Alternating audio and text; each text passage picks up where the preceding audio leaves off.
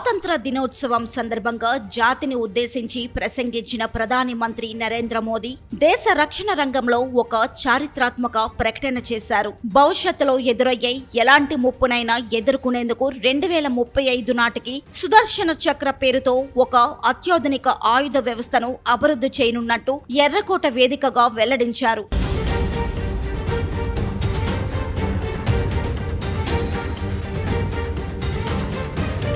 ఈ శక్తివంతమైన సాంకేతిక రక్షణ కవచం దేశంలోని అన్ని కీలక ప్రాంతాలకు పూర్తి భద్రత కల్పిస్తుందని ఆయన స్పష్టం చేశారు.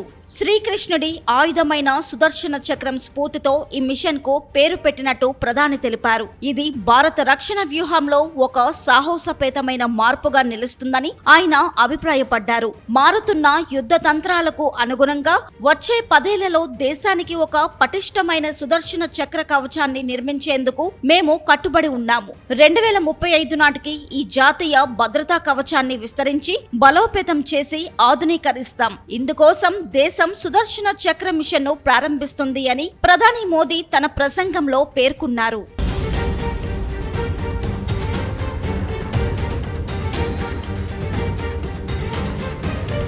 ఈ మిషన్ లో భాగంగా శత్రువుల దూకుడును అడ్డుకోవడమే కాకుండా శక్తివంతమైన ప్రతిదాడి చేసేందుకు వీలుగా ఖచ్చితమైన లక్ష్యాలను ఛేదించే వ్యవస్థ, అత్యాధునిక ఆయుధ సంపత్తిని సమకూర్చుకోనున్నట్టు ఆయన వివరించారు. రైల్వే స్టేషన్లు, ఆసుపత్రులు, ప్రార్థన మందిరాలతో సహా దేశవ్యాప్తంగా ఉన్న ముఖ్యమైన ప్రదేశాలన్నింటినీ ఈ జాతీయ భద్రతా కవచం కిందకు తీసుకువస్తామని తెలిపారు. గత 10 ఏళ్లలో అభివృద్ధి చేసిన టెక్నాలజీతో ఆపరేషన్ సింధూర్ ద్వారా పాకిస్తాన్ నుంచి వచ్చిన క్షిపణులు, డ్రోన్ల దాడులను భారత్ సమర్థవంతంగా నిలువరించిందని ప్రధాని గుర్తు చేశారు. యుద్ధ రంగంలో టెక్నాలజీ ప్రాధాన్యం పెరుగుతున్న నేపథ్యంలో భారత సైనిక శక్తిని నిరంతరం మెరుగుపరుస్తామని ఆయన హామీ ఇచ్చారు. टेक्नोलॉजी के नए प्लेटफॉर्म द्वारा पूरी तरह सुरक्षा का कवच दिया जाएगा। ये सुरक्षा का कवच लगातार विस्तार होता जाए, देश का हर नागरिक सुरक्षित महसूस करे। किसी भी प्रकार की टेक्नोलॉजी हम पर वार करने आ जाए, हमारी टेक्नोलॉजी उससे बेहतर सिद्ध हो।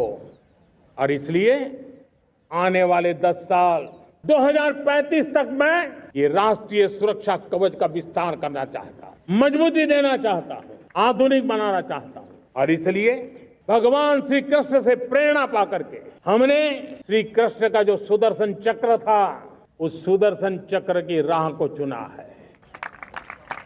आप में से बहुत लोगों को याद होगा, जब महाभारत की लड़ाई चल रही थी, श्री कृष्ण ने अपने सुदर्शन चक्र से सूर्य के प्रकाश को रोक दिया था और दिन में ही अंधेरा कर दिया था।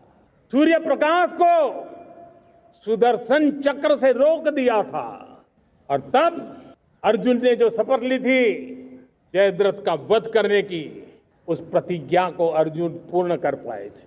वो सुदर्शन चक्र के पराक्रम और रणनीति का परिणाम था। अब देश सुदर्शन चक्र मिशन लॉन्च करेगा।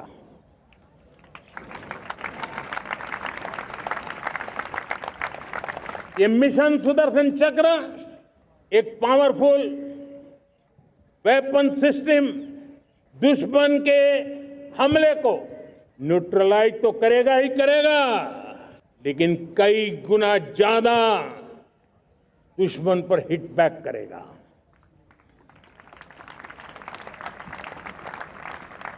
हमने भारत के इस मिशन सुदर्शन चक्र के लिए कुछ मूलभूत बातें भी तय की है। आने वाले 10 सालों में हम उसको प्रखरता से आगे बढ़ाना चाहते हैं। एक तो ये पूरी आधुनिक सिस्टम, इसके लिए रिसर्च, डेवलपमेंट, उसकी मैन्युफैक्चरिंग हमारे देश में ही हो, हमारे देश के नौजवानों के टैलेंट से हो, हमारे देश के लोगों के द्वारा बनी। दूसरा, एक ऐसी व्यवस्था होगी जो वॉरफेयर के हिसाब से भविष्य में क्या क्या संभावनाएं हैं, उसका हिसाब किताब लगा करके +1 की स्ट्रेटेजी वर्कआउट करेगी। और तीसरा, सुदर्शन चक्र की एक ताकत थी, वो बहुत ही प्रिसाइज, जहां जाना था वहीं जाता था और वापस श्री कृष्ण के पास लौट के आता था। हम इस सुदर्शन चक्र के द्वारा भी टारगेटेड प्रिसाइज एक्शन के लिए भी व्यवस्था को विकसित करने की दिशा में आगे बढ़ेंगे। और इसलिए युद्ध के बदलते तौर तरीकों में राष्ट्र की सुरक्षा, नागरिकों की सुरक्षा के लिए मैं बड़े प्रतिबद्धता के साथ इस कार्य को आगे बढ़ाने के लिए वचन देता हूं।